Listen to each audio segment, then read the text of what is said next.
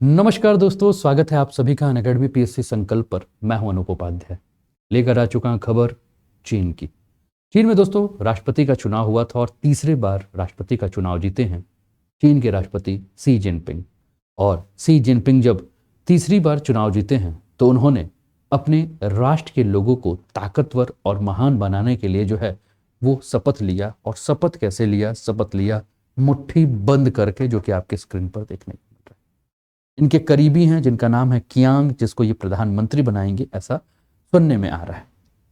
चीन के बारे में अगर हम बात करें दोस्तों, तो चीन का जो पार्लियामेंट है उसको हम रबर स्टैम्प पार्लियामेंट के नाम से जानते हैं। और रबर स्टैम्प पार्लियामेंट में नेशनल पीपल कांग्रेस ने जो है वो शुक्रवार को, यानी कि अभी जब ये मैं वीडियो बना रहा हूं उसके कुछ मिनट पहले की बात है, राष्ट्रपति शी जिनपिंग का जो कार्यकाल है उसको तीसरी बार जो है बढ़ा दिया गया है।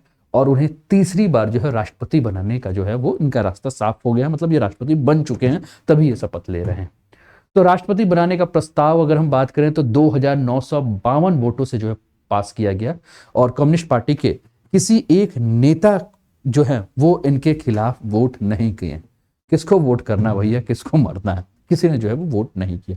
अब शी जिनपिंग के बारे में हम बात करें तो ये तीसरी बार जो है वो राष्ट्रपति बने हैं। और कुल मिलाकर अगर हम बात करें तो इनके राष्ट्रपति बनने का जो रास्ता था, वो राष्ट्रपति बनने का रास्ता अक्टूबर में ही जो है 2022 में ही जो साफ हो गया था, जब चाइना की कम्युनिस्ट पार्टी ने एकमत होकर इनके नाम पर मोहर लगाई थी।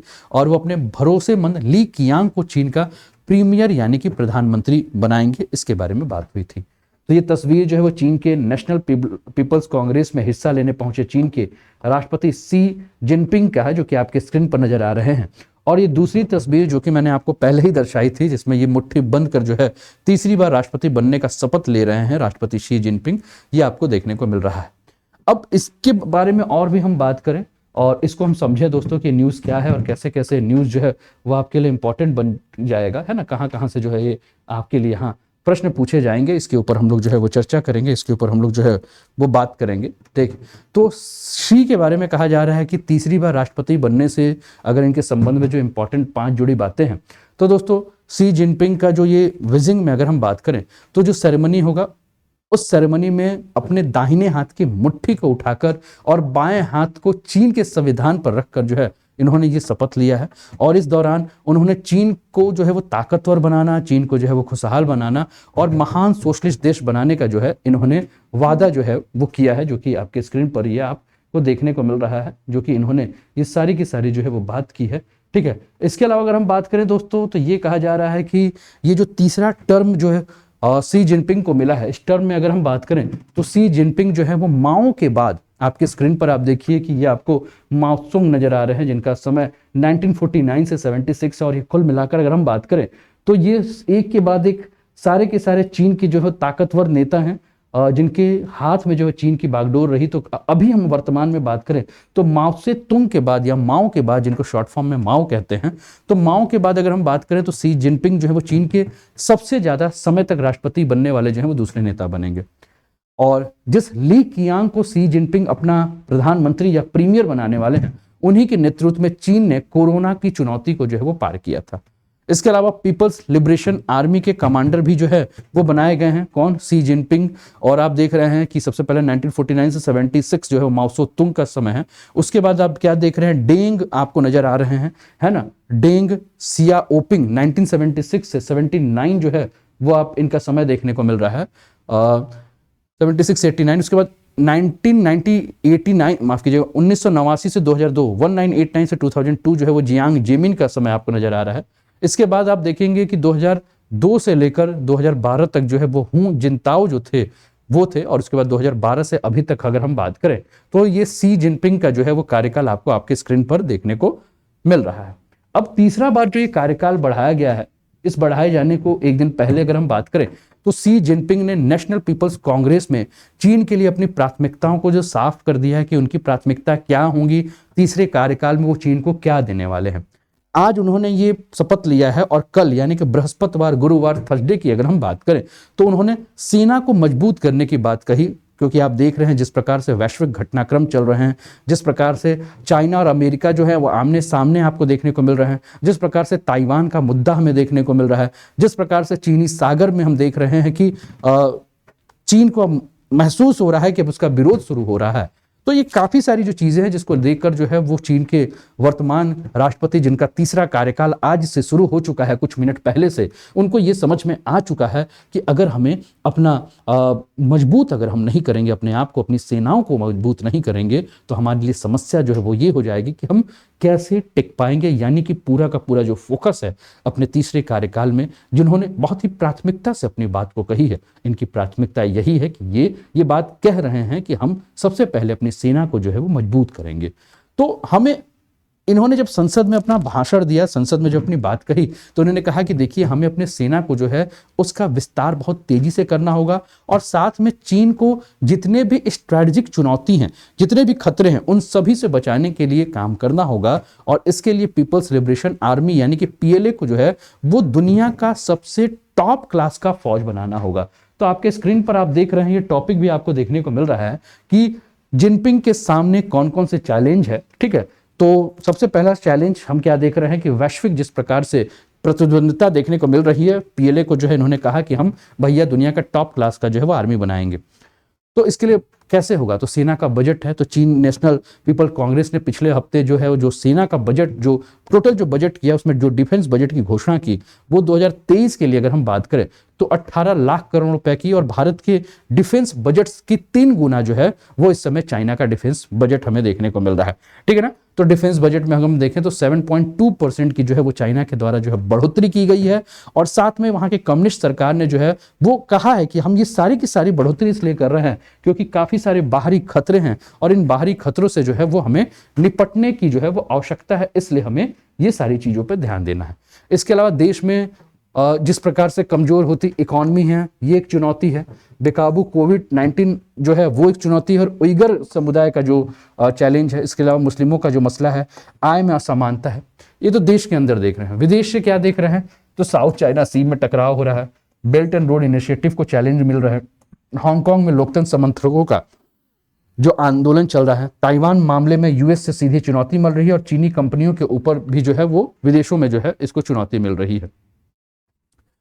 तो चीनी कंपनियों पे जैसे जासूसी के आरोप है। आपको याद होगा कल की करंट अफेयर्स की क्लासेस जो आपको वाईफाई स्टडीज 2.0 पर एएनए की जो मेरी आ रही है सुबह सुबह एक्चुअल न्यूज एनालिसिस, जो सुबह 8 बजे मैं लेता हूं, यहां मैंने चर्चा भी किया था कि भारत ने भी किस प्रकार से जो है वो चीनी कंपनियों के जो भी मोबाइल्स हैं उन मोबाइल के ऊपर जो है वो रोक लगा दी है ना। तो ये सारी चीज है। इसके अलावा भारत समेत कई पड़ोसियों के साथ इनका सीमा विवाद है। पर्यावरण असंतुलन जो है वो आंतरिक समस्या है, जमीन अधिग्रहण आंतरिक समस्या है, फूड सेफ्टी आंतरिक समस्या है, कंज्यूमर प्रोटेक्शन आंतरिक समस्या है। बाह्य समस्या में अगर हम बात करें तो गरीब देशों को कर्ज जाल में फंसाने का जो आरोप है, जैसे पाकिस्तान को, श्रीलंका को, नेपाल को, बांग्लादेश को। इसके अलावा एप्पल समेत कई बड़ी कंपनियों का जो है वो चीन को छोड़ना भी एक बहुत बड़ा समस्या है। तो चीन में ये जो समस्या देखने को मिल रही है, ये समस्या कहीं ना कहीं वहां के अर्थव्यवस्था को जो है वो परेशान कर रही है। और शी जिनपिंग के सामने जो सबसे बड़ा अगर हम बात करें तो चैलेंज क्या है कि कोरोना से जो चीन की अर्थव्यवस्था तबाह हो गई थी उसको पटरी पे लाना, ताइवान और अमेरिका के साथ जो संबंध खराब हो रहे हैं वो एक बहुत बड़ी चुनौती है। उस चुनौती के साथ जो इनको बचना होगा। 2012 में जब भी शी जिनपिंग पहली बार सत्ता में आए थे, उस समय उन्होंने चाइनीज ड्रीम को पूरा करना, यानी चीन को दुनिया की सबसे बड़ी ताकत बनाने का जो सपना देखा था उसको पूरा करना है। और मेन फोकस जो है वो क्या है कि चीनी सेना, जिसको कि पीपल्स लिबरेशन आर्मी पीएलए कहा जाता है, उसको मजबूत करना जो है ये एक बहुत बड़ी समस्या देखने को मिलेगा। ठीक है ना। तो अगले 5 साल तक किसके पास कमान होगी, तो आप देख रहे हैं राष्ट्रपति शी जिनपिंग हैं, और इसके अलावा प्रीमियर आपको नजर आ रहे हैं। प्रीमियर यानी कि जो प्रधानमंत्री हैं ली कियांग है, और वाइस प्रीमियर यानी कि वाइस प्राइम मिनिस्टर ही लेफांग जो हैं। इन लोगों के ऊपर जो है इनके ऊपर जिम्मेदारी है किसकी, चीन की। तो लगातार जिस प्रकार से शी जिनपिंग अपनी ताकत को बढ़ा रहे हैं, इसके बारे में ये कहा जा रहा है कि ये इस समय चाइना के जो है वो सबसे ताकतवर व्यक्ति हैं, और इन्हें ये सारी ताकत राष्ट्रपति होने की वजह से नहीं, बल्कि चीन की कम्युनिस्ट पार्टी का अगर हम बात करें तो चीन की कम्युनिस्ट पार्टी में अगर हम बात करें तो ये सारी की सारी ताकत उनके मिली है। इसके अलावा कम्युनिस्ट पार्टी और चाइना सिर्फ चीन ही नहीं बल्कि दुनिया की जो है वो सबसे बड़ी कम्युनिस्ट आपकी पार्टी है, जहां 89 मिलियन मेंबर्स हैं जिसको लीड कर रहे हैं। तो ये सारी चीजें हम देखने को मिल रहे हैं। ठीक है। इसके अलावा चीन की संसद के हेड जो है वो झाओ लेजी होंगे अगले 5 साल के लिए। चीन की कम्युनिस्ट पार्टी की पॉलिटिकल एडवाइजरी में के हेड जो हैं वो वेंग हुनिंग होंगे, और एग्जीक्यूटिव वाइस प्रीमियर डिंग सुसियांग होंगे जिनके पास है कार्यभार। इसके अलावा जिनपिंग के कार्यकाल में अरुणाचल प्रदेश में डोकलाम और लद्दाख में गलवान विवाद हुए थे। भारत के पड़ोसी पाकिस्तान, नेपाल और श्रीलंका को भी चीन अपनी गिरफ्त में ले चुका है। राष्ट्रपति के बारे में अगर हम बात करें तो ये राष्ट्रपति बने रहकर जिनपिंग भारत को घेरने का जो इनका एजेंडा है, उस एजेंडा को जो है वो क्या है, ये आगे बढ़ाएंगे। इसके अलावा और भी अगर हम बात करें तो जिनपिंग के सामने जो एक और भी हम बात कर रहे हैं, तो हम क्या देख रहे हैं, अब जिनपिंग अगर राष्ट्रपति बनते हैं तो भारत के लिए कैसे खतरा है। तो सबसे पहला, जैसे कि मैंने भी चर्चा किया था क्या, कि भारत के साथ जो इनका विवाद चल रहा है, तो भारत चीन बॉर्डर पे टकराव बढ़ने के चांसेस जो है वो बढ़ गए हैं, क्योंकि 4000 किलोमीटर से अधिक जो है वो लंबा बॉर्डर जो है वो भारत और चाइना के बीच में है। इसमें कई जगह जो है वो विवाद हमें देखने को मिलता है। डोकलाम हो गया, गालवान घाटी हो गया, यहाँ पे विवाद देखने को मिलता है। जिनपिंग को जो आजीवन प्रेसिडेंट बने रहने की जो आज़ादी मिल गई है, इससे इनकी ताकत असीमित हो चुकी है, और ऐसे में चीन बॉर्डर का जो मुद्दा है, जो लाइन ऑफ एक्चुअल कंट्रोल का मुद्दा है, उस पर अपनी ताकत दिखा सकते हैं। इससे भारत की सुरक्षा को जो है वो खतरा पहुंच सकता है, ऐसा कहा जा रहा है। इसके अलावा जिनपिंग अगर राष्ट्रपति बन रहे हैं तो भारत के लिए दूसरा जो सबसे बड़ा समस्या है वो बॉर्डर आपका BRI का जो समस्या है ना, BRI यानी कि बेल्ट एंड रोड इनिशिएटिव का जो समस्या है। पाकिस्तान में जो चाइना पाकिस्तान इकोनॉमिक कॉरिडोर को ये काफी ज्यादा बढ़ावा दे सकते हैं, और इसके जरिए वन बेल्ट वन रोड का जो इनिशिएटिव है चीन का, जिसके माध्यम से दुनिया भर तक जो है वो चीन अपने सड़क मार्ग से जो है या अन्य मार्गों से जो है जोड़ेगा। भारत के पड़ोसी देशों से जो है चीन सड़क से जो है वो सैन्य बलों की आवाजाही जो होगा वो आसान हो जाएगा। और वही जिनपिंग की अगुवाई में पूरी की पूरी कोशिश यही है कि चाइना पाकिस्तान इकोनॉमिक कॉरिडोर को और बढ़ा दिया जाए, और ये क्षेत्र जो है वो पाक ऑक्यूपाइड कश्मीर से है, लद्दाख का क्षेत्र है, जिससे भारत जो है वो काफी ज्यादा चाइना का इसके लिए विरोध भी कर रहा है। इसके अलावा अगर हम बात करें तो भारत को 3 तरफ से जो घेरने की रणनीति जो है वो चीन की, वो आपको देखने को मिल रहा है। चीन ने अपने कर्ज में जो है वो श्रीलंका को दबा रखा है। चीन उसका हम्बनटोटा जो पोर्ट है वो उसका इस्तेमाल कर रहा है। हाल ही में चीन के जो जासूसी जहाज हैं वो हम्बनटोटा पहुंचे थे, जहां से वो अंडमान निकोबार द्वीप क्षेत्र में गए थे।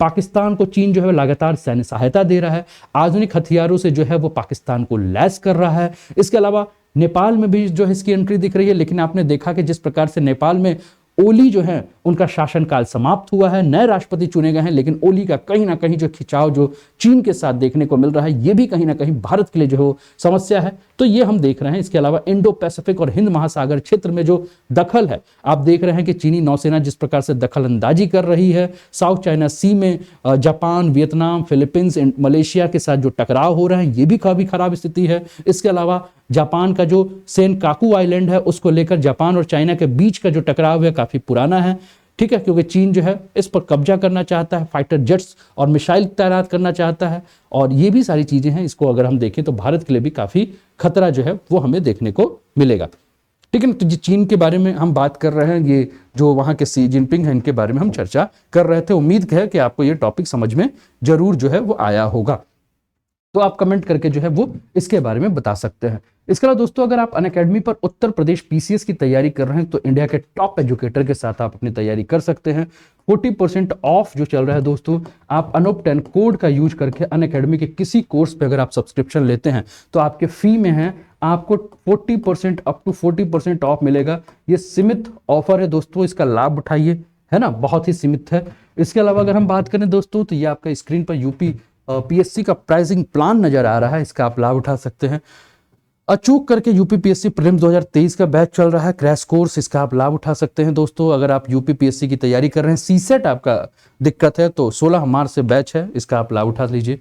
काफी सारे एडवांटेज हैं, इन सभी का लाभ उठाइए, लेकिन ये सारे एडवांटेज का लाभ आपको तभी मिलेगा जब आप कोड यूज करोगे, क्या, अनूप 10, तो यहाँ आपको मिल जाएगा लाभ। तो इसका आप लाभ उठाइए, अपने मित्रों को जो है वो इसके बारे में जो है वो बताइए। कैसा लगा सेशन दोस्तों, जरूर बताएं, कमेंट अवश्य कीजिएगा। मिलते हैं फिर कुछ और भी ताजा तरीन खबरों का विश्लेषण लेकर आपके साथ। स्वस्थ रहिए, मस्त रहिए, तंदुरुस्त रहिए, हंसते खेलते मुस्कुराते हुए जीवन का आनंद लीजिए।